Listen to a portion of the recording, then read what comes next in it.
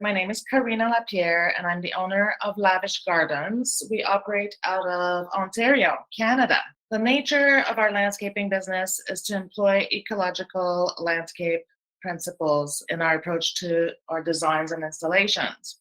We like to call our designs living landscapes. You can learn more about our business and the services we offer at our website, lavishgardens.ca. But today, I would like to talk to you about one of the services we offer, and that's natural swim ponds. But first, what is a natural swimming pond? Before we delve into that, we may want to ask the question, what is ecological landscaping? Ecological landscaping is a method of designing, building, and maintaining landscapes that considers the ecology of a site and creates gardens that enhance the surrounding environment for the benefit not only of humans, but also of other life in the ecosystem. I'm sure all of you embrace that ideology, being members of the Ecological Landscaping Alliance. In traditional landscapes, traditional backyards, everywhere we see swimming pools. People love to have swimming pools in their backyard. However, this is a traditional swimming pool, and it's designed for the enjoyment of humans, very often at the detriment of other creatures within the broader ecosystem. We've all seen small animals drowned in these traditional swimming pools. It's an environment that's completely devoid of life. We might see the odd frog jump into a traditional swimming pool, but it won't be very long that they'll try to find their way out because of the harsh chemicals involved in their environment. Swimming pools can also be a part of the environmental change that we're striving for. A natural swimming pool or swim pond can be healthier not only for your family, but also for the environment. Natural swimming ponds are an environmentally friendly alternative to traditional swimming pools. When you think natural swimming pool, there might be two different concepts that come to mind. The first would be, or one of them would be, a European style natural pool. It operates on the same concept as a natural swim pond, with filtration systems that mimic a wetland or bog. In this image here, we have the traditional rectangular swimming pool, the water being filtered through the bottom and up through the surrounding wetland gardens that surround it. It's very beautiful. However, I would like to know how to build one of those. I've never built one, but that is not the exact style of swimming pool that we build in our company. We build natural swimming ponds. So it's basically an ornamental, just like an ornamental pond, but the filtration system is what will make it possible for humans to immerse themselves in it and enjoy clean, healthy water. The wetland, as we saw in the previous picture, and the European style natural pool, the wetlands surround the entire perimeter or most of the perimeter of the pool itself. But in a natural swim pond, the wetland is placed adjacent at one end of the swimming hole, if I may say, and flows out into the main pond through some waterfalls, which allow the oxygenation of the water. So what's the difference between an ornamental pond and a swim pond? What components differentiate the two? To answer this question, let's look at the similarities. So a low maintenance ecosystem pond relies on a balanced ecosystem, of course. It should support and nourish the pond and keep it clean and beautiful. The key is to find the balance that Mother Nature intended. An efficient filtration system keeps the water oxygenated and flowing, cleaning the pond of harmful debris. Aquatic plants feed off of the nutrients that form in the water. Fish fulfill their role in the ecosystem by feeding on algae. Rocks and gravel ensure sufficient surface area for beneficial bacteria to colonize and feed on excess nutrients in the water. We make sure these parts are working together so your pond will flourish with its own self-sustaining ecosystem. So we have two kinds of filtration system in properly functioning pond. We have the mechanical filtration, which is your skimmer that skims the debris off the surface of the water, and you have a biofalls. So the water will be pumped through the skimmer, up through a biofalls filter, which has layers of a kind of netting that will prevent even more debris, smaller size debris from re-entering the pond. And we have the biological filtration, which is all the beneficial bacteria and the plants that are consuming excess nutrients in the water. A swim pond and an ecosystem pond are very similar, and they use the same exact principles to keep the water clean. A swim pond is almost like an ecosystem pond. However, to ensure that the water is safe for humans to immerse themselves in, the filtration is enhanced dramatically, first off. But also the pumps are plumbed inline, which means that they're external as opposed to submersible. They're designed to blend in with the surrounding nature. Just like an ecosystem pond, a swim pond is a self-sustaining natural ecosystem. In order to keep the water clean for the whole family to enjoy, it uses wetlands filtration systems and oxygenate the water through waterfalls. The mechanical components of a swim pond include an intake bay and a wetland. So those would be the equivalent of the skimmer and the biofalls in a smaller system or an ecosystem pond. We basically build our own skimmer and build our own biofalls in order to filter the water, and they're much bigger than you would have in a small ecosystem pond. We also have bottom jets to ensure that no water at the bottom of the pond becomes stagnant. And your swim pond can be lit up at night as well, so you can enjoy it at different times of the day, and creates quite a dramatic effect. The swim pond construction process is very similar to the process of building a smaller ecosystem pond. So you have the excavation, which consists of different shelves in order to be able to place some rocks and hide the liner. You have an intake bay. You can see the intake bay here in the bottom left corner. And the wetland, you can't really see it very well in this picture, but the wetland is just at the top, just below the tree line. A lot of the time, we are excavating deep enough to hit a water table, or especially in the springtime when the soils are highly saturated. And so therefore, we often install under drainage at the bottom of the pond to prevent water accumulation from damaging the liner. So in this case, we dug kind of like a drainage system, and we put some bigo or drain pipe that connects to a sump pit that you see in the picture. You can see it at the top left. We have a sump pit, and we're pumping out the water before starting the construction of the pond. And then during high groundwater seasons, the homeowner can drain the excess water. The water will be pushed up the sump pit, and then if it overflows, the owner can pump it out. So here we have 3 pictures of one swim pond that we installed. So after installing the drainage, you'll install some underlayment, which is a protective fabric, sort of like landscape fabric, but much thicker. So you'll install this over the soil, the excavation, and after that, we'll use the EPDM liner, install the liner, and then we'll start rocking in the pond. So in the end, as you can see in the second picture, we're rocking everything in, and by the end, there will be no liner that will be exposed to the elements. So we often use flagstone for the floor of the pond. In an ecosystem pond, the floor would be completely gravel, but that's not very comfortable to walk on, so we use flagstone, like large pieces of flagstone, to be able to walk on the bottom of the pond. After that, we slowly rock in all the sides, install some steps. Here you can see in the second picture, we have some steps, the beginning of some steps coming into the pond, because there has to be a point of entry into the pond.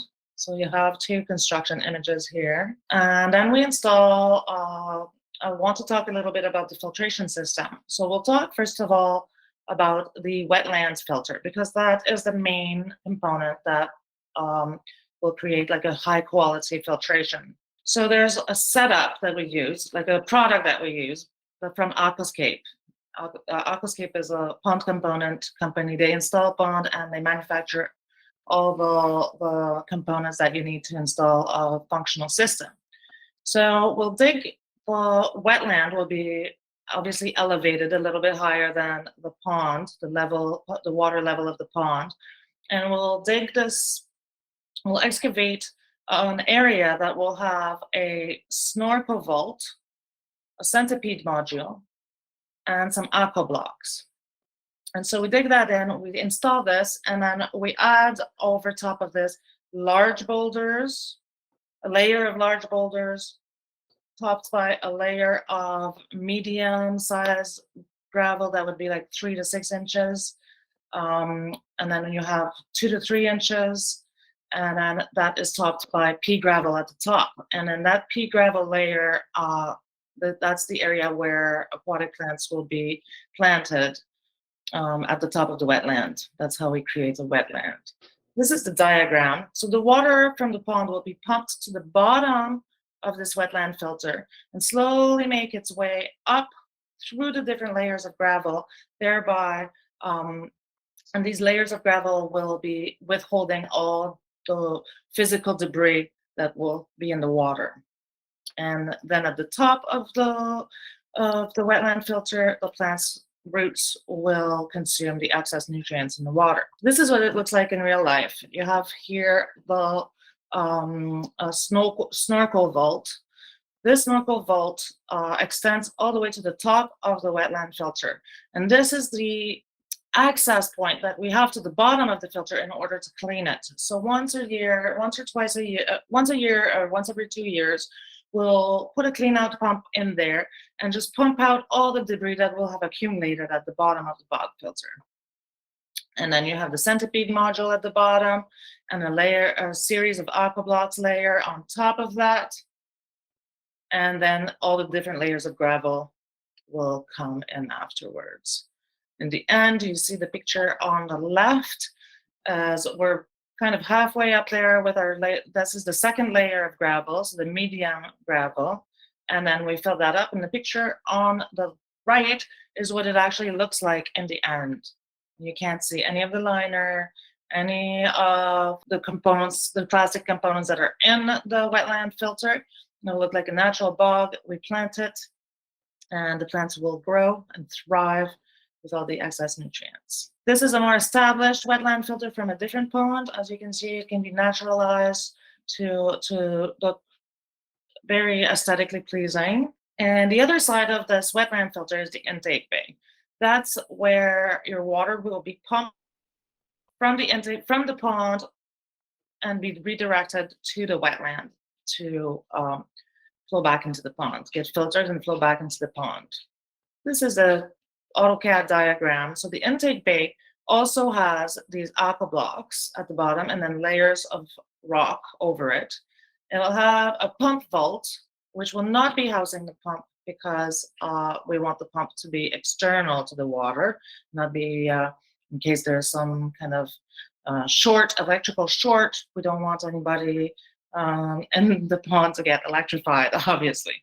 But the pipes going to the external pumps will be placed to access the bottom of that vault. So here on the left, we have the 2 vaults that we have that we had in an intake bay that we recently constructed. By the end of the process, none of those components are visible. In the photo at the bottom, you can't really see the intake bay itself, but you can see the intake to the bay, I guess, where the water is being pulled through from the pond. This is another intake bay, another example of an intake bay. And you can see the ripples in the water where it's coming into the intake bay being pumped out to the external pumps. And here are some pictures of both humans and wildlife enjoying this water feature, let's say. It's really wonderful to have a natural swimming pond because you can just feel that it's like natural water. It's just like swimming in a lake or a river. It's just a healthy aquatic environment, and you can feel it. There's no residue on your skin. It doesn't make your hair feel dry and brittle. And you have the opportunity to swim along with a bunch of frogs, which is quite fun. Here's another picture of a swim pond that we completed. And as you can see, the children are playing in the water, plants are growing, there's all kinds of frogs and toads that inhabit and other aquatic creatures. In this pond, for example, the people have fish, the owners have fish that inhabit the pond, so they keep their pets in the pond as well. They have snakes, dragonfly larvae, damsels, and the children absolutely love it. As you can see, wildlife and plants are growing out of the same swimming hole. It's another beautiful picture. As you can see, as opposed to a traditional swimming pool, a natural swim pond just really integrates well in the surrounding landscape and can be just a feature of the garden in and of itself. So it doesn't only serve as a swimming pool, it serves as a water garden and a beautiful oasis in the middle of somebody's yard. And this is the pond in the winter. We had a question come in. I'm not quite sure who it was from, but the question was regarding swim ponds in the winter in the Northeast, with temperatures possibly below freezing for weeks. If swim ponds are lined with geotextiles and other materials, how would you make sure they don't degrade with repeated freeze-thaw cycles? So the answer to that question is that just like an ecosystem pond, a swim pond is lined with an EPDM liner. I'm not gonna say what EPDM stands for because it's this much too complicated terminology for me I don't even know how to pronounce it. But compared to other liner materials, EPDM doesn't expand or contract much at high and low temperatures, meaning that extreme temperature differences won't cause it to lose its close grip on a rough surface. Liners made of this material are especially resilient against the cold and are at little risk of cracking at low temperatures. The EPDM liner's strength gives it a lifespan of 27 years or more when covered with rocks and gravel, and they're non-toxic to fish as well. So, I would like to know if there are any other questions. It looks like we did get one coming in the chat asking how deep the ponds are and if they're deeper at one end, like a traditional pool goes to shallow to deep.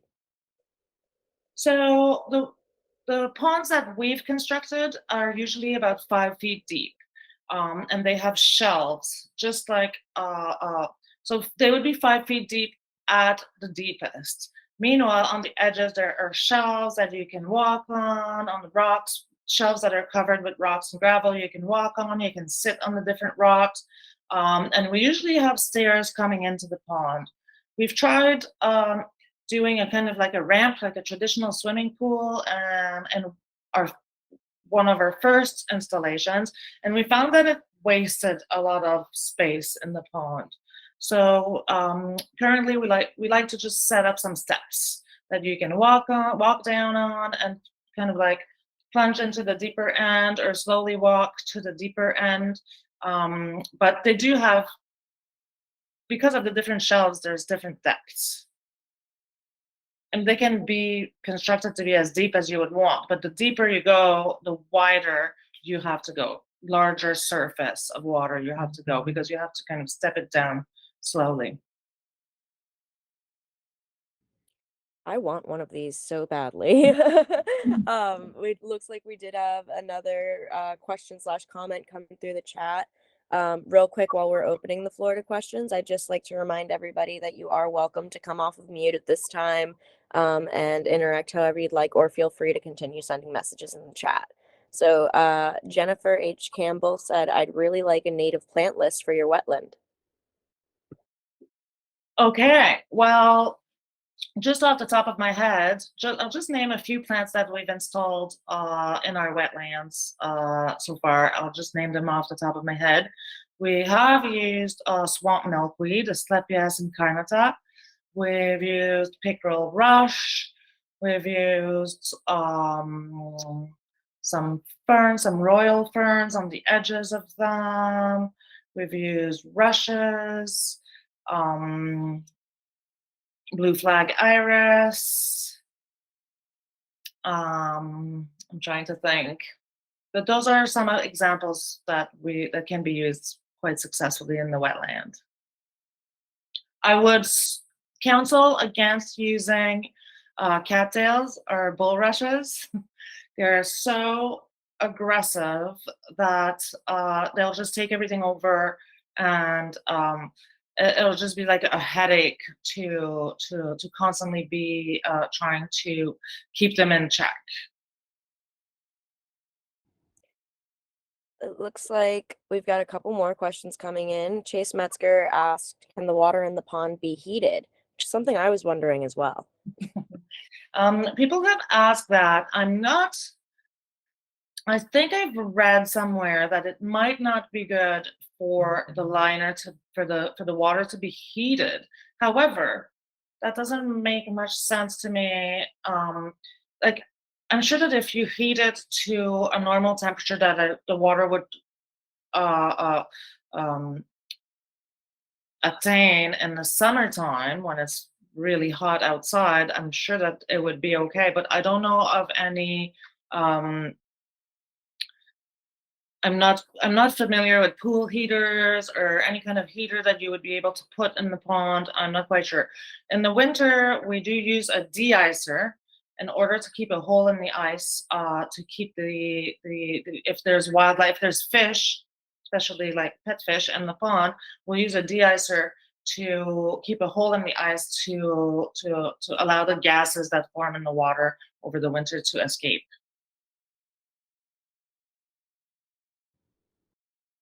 Awesome. Bill Parker says, "Great topic and beautiful work. Are there technical drawings slash info that we can access for installations?" Um, Um, I have had our company, we are certified aquascape contractors. So Aquascape Inc. is the first place I would go to gather some information. You can find some information on their website. There's a homeowner tab and a contractor tab. So if you go in the contractor tab, you can find some information on becoming a certified aquascape contractor. And as a certified aquascape contractor, Aquascape will train you on how to build water features, and all the proper steps to follow to successfully use their products. They're very forthcoming. um, that's exactly it. That's the link right there, aquascapeinc.com. They are very, very, very helpful in teaching you and ensuring that you have success with installing water features. Great. And in case anybody doesn't have your chat up, while Karina was sharing that information, I went and grabbed that link, and that's available in the chat. We also have another question that comes along with a well-deserved thanks. What about concerns with algae making the steps or the bottom on its own slippery? So it can be a concern. That's definitely something that you have to be conscious of. So basically we're recreating a natural aquatic environment. So when we go swim in the river or on a lake and are suddenly going to be walking on the rocks, we have that in our consciousness that it might be slippery. So I think it's a little bit of the same thing. Some people might say, "Oh, it's too dangerous. There's rocks on the edge," but we have to keep in mind that we're not making in this case, in a swimming pond, we're not we're not building a swimming pool. We're building a swimming pond, and so it's very important that your clients be conscious of the fact that they're swimming in a natural aquatic system. So just like in the lake, just like in the river, there will be algae. If there was no algae, it wouldn't be natural. So um, I think that the people that are interested in having a natural swimming pond built are have to be, or they're either originally aware that they're recreating a natural system, or you have to make sure to make them aware that there will be all kinds of events that happen in their natural swim pond. There will be algae, which we have different systems to prevent like huge algae blooms that would be completely unpleasant to swim in. But algae is natural. If there's no algae on your rocks, there's something wrong with your system. Algae is like a part of the equation, and there'll be other events that will happen too, like for example, in the spring, toads and frogs will lay their eggs in your pond, and for a small period of time, the pond might be overrun with tadpoles. So that will happen. And so that's why we also encourage people to have fish to eat the extra algae so they can consume the extra algae, consume any excess insects that will be inhabiting the pond and stuff like that. And then, like for example, this pond that we're looking at in this beautiful winter picture pond, in the spring, the clients called me and said, oh my goodness, the pond is overrun with tadpoles. The kids don't even want to go in it anymore. And I kind of laugh because I mean, we see it every year.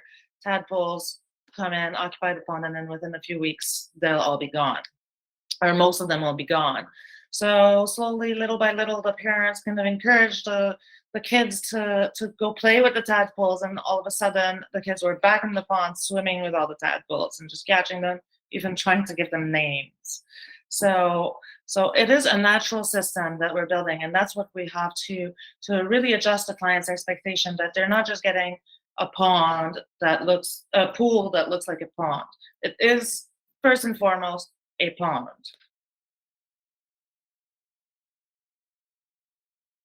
Great. From Barbara Reck in the chat, we have beautiful work. Could you speak to the cost of swim ponds also in comparison to ecosystem ponds?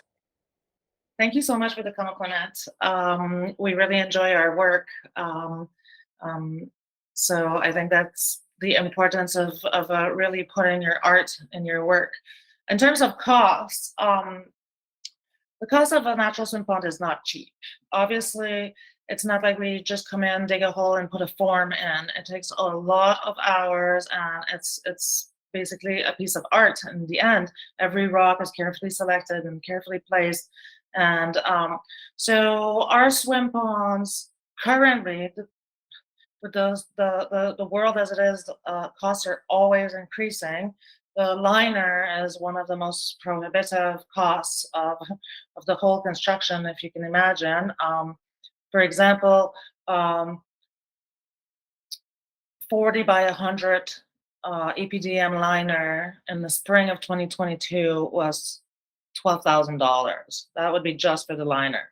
So currently in 2022, we started the season at our smaller swim pond going for $112,000.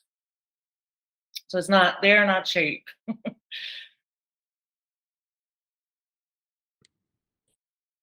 That breaks my fresh out of college heart, honestly. I want one too, but I don't have one yet. That was gonna be my personal next question, but we do have another one in the chat. Janice Schmidt would like to know if there's any chemicals required for maintenance, not necessarily chlorine, but algicides, etc., or just general filter cleaning. So in these ponds, we usually dose the pond on a regular basis, just like an ecosystem pond. Swim pond will also be dosed with regular doses of beneficial bacteria. So the beneficial bacteria that we use is obviously sold by Aquascape. They have different formulations for different issues. So in the spring, you would put a large dose of pond starter, for example, and that will be increased concentrations of bacteria, different bacteria. And then in the fall, when the water gets, or in the spring and fall, when the water is cold, you'll use cold water bacteria. So those would be a different set of bacteria that operate better in cold water. We often use in a swim pond an ion gem. It's a technological device that emits a small amount of copper ions in the water, and that will kind of inhibit the excess growth of algae while being still safe for fish, plants, and animals and humans. But there's like different, there's different concentrate or different formulations of bacteria that we use depending on if there's like this kind of algae bloom or this situation or that situation. Um, but it's all basically all the same products that we would use in a normal ecosystem pond, and all it is just small microorganisms, sometimes some flocculent. In Canada, algicides are actually illegal, so we don't use any algicides at all. So just to add a little bit to that, in the spring, when we start the pond season, when the pumps will not have been running all winter, the fish will be in the torpor, everything is pretty stable. There's still some decomposition of leaves and debris happening in the pond. So when we start the pond in the spring, the water will be a little bit cloudy, but then with the filtration system, the mechanical filtration of the wetland, it will slowly start to clear up. And then usually you have like a bit of an algae bloom, but then when the plants start greening up, they start eating the excess nutrients and the algae dissipates. So after a few years, usually you have some like peaks and troughs of certain events in the aquatic system over the first few years, but after a few years, the whole ecosystem gains a balance and you have crystal clear water with very minimal interference.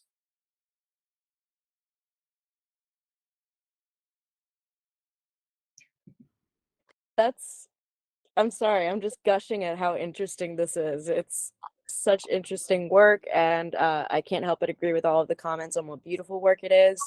If I could assert a personal question, I'm wondering about the general effort of maintenance and upkeep that needs to go into a natural swim pond, especially for winterizing it.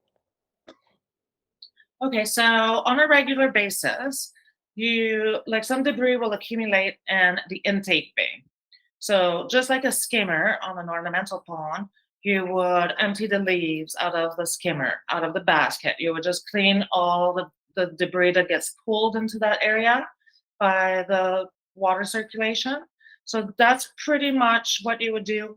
Maybe if you didn't like the slippery steps, or if you felt like insecure, you could maybe like brush the algae off the steps with once in a while, just like you would clean your pool with a brush. Um, but a lot of people don't even do that. It doesn't really, it isn't much of an issue. And then for the winter, what we will do is we will disconnect all the pumps, so the waterfalls will shut down. We'll disconnect the wetland, and we'll put an aerator. If there's fish in the pond, we'll put an aerator and a de-icer to help with the health of the fish over the winter. But if there's no fish in the pond, then you would just shut everything off and let it freeze over. Actually, these people that the people that own the pond that's in the picture right now, even with an aerator and a de-icer, they had their children ice skating on the pond last winter for a few days that the ice was thick enough anyway. And then in the spring, you just kind of maybe like give the pond a bit of a brushing, remove any kind of debris that will have fallen in the pond over the fall, winter, and spring months. And then you'll connect the pumps, add some pond starter bacteria, and off you go. Great. Terry Cool. asked, what kind of fish do you use, or what would you recommend to use? So that is always a point of contention with me. I know that the ponds have a function a lot better with fish in them. However, there's very few fish that are hardy enough to deal with the circumstances in the pond. For example, it's very shallow, it gets very cold in the winter, very hot in the summer, and very few fish are equipped to live in these circumstances. So, of course, we have goldfish and koi that are extremely hardy. It's always a problem for me as an ecological landscaper to be using fish that are very invasive. We all know how people have let their pet fish or their over or when their ponds are overstocked, they have extra fish, they don't know what to do with them, and they throw them in the waterways. And it's a huge problem. And so we're looking for, I know the kinds of fish that would be able to survive or to thrive in the environment that we create.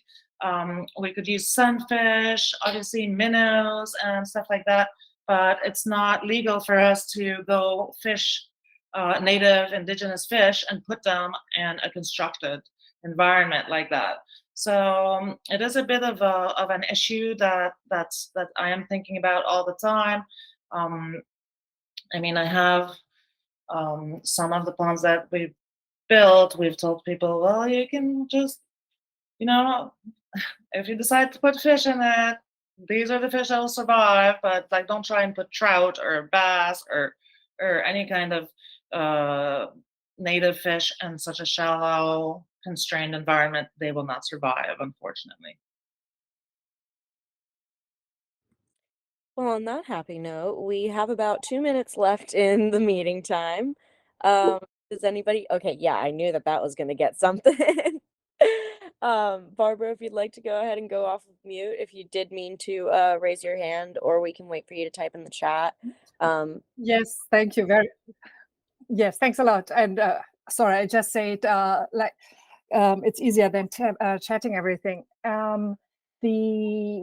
My question is sort of if sort of a mixture with the European pond may solve some of these issues. So what I know from my accent, you hear I'm originally German, and from what I've seen a few years ago is a beautiful sort of like a swimming pool, and then the ecological, so the all the plant parts were sort of another part of the garden. This was all connected, and there was sort of the pump that sort of constantly connected it, and it worked beautifully. They've had it for a few years, they told me, and they had no fish.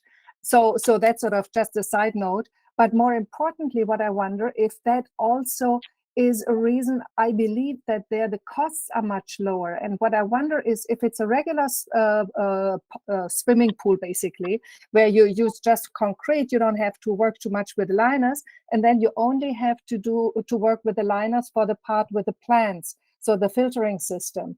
And I am wondering if you think doing this some sort of maybe like a hybrid version would reduce the costs. And I don't know what you think about it. Thank you. It's a good point. A lot of the European style pools, I've seen a lot of them also built with cedar logs, cedar beams as well. So some of them are built with wood, which I'm imagining would definitely lower the costs. But I'm not aware. I've never quoted one. I've never built one, so I'm not quite sure. I know that the ones that have a wood swimming pool inside of them, they still use a liner for the whole entire construction. And I'm not quite sure about building swimming pools and concrete. I have no idea how much that would cost personally. So, but that's definitely something to look into. Yeah, thank you, Barbara, for that fantastic question to close us out. We are now 1 minute past 7:16. Sorry to hold everybody up on a Wednesday night. Thank you again so much to Karina and to Lavish Gardens. This is a fantastic presentation, and thank you to all of our members who have joined us. And if anybody has any questions or is looking for any resources from this presentation, please feel free to reach out to me or any of the other staff members. I can be reached at aviva@ecolandscaping.org, and all the rest of our staff members who you know and love can also be found at their first name at Eco Landscaping. Karina, thank you again so much, and thank you all who came out today.